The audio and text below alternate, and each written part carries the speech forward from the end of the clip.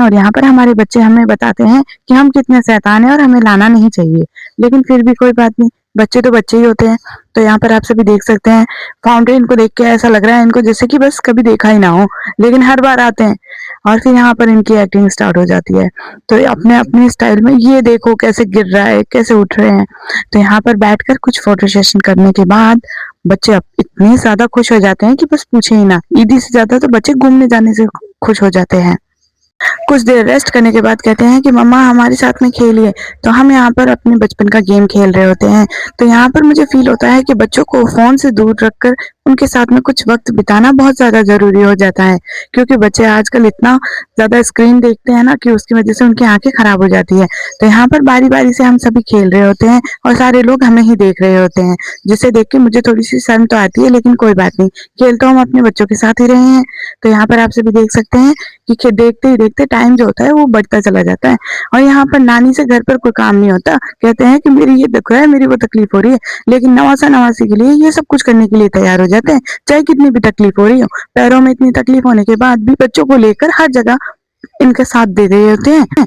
जितना हम माँ-बाप अपने बच्चों के लिए नहीं कर पाते हैं, उतना ये नाना-नानी कर लेते हैं। समझ नहीं आता कभी-कभी, हमें तो इतना डाँट मिलती थी कि ये क्यों कर रहे हो, वो क्यों कर रहे हो। अब नवासा-नवासी को सिर पे चढ़ा रखा है, कोई गलती भी करते हैं तो इनको बहुत ही ईज़िली माफ़ कर देते हैं।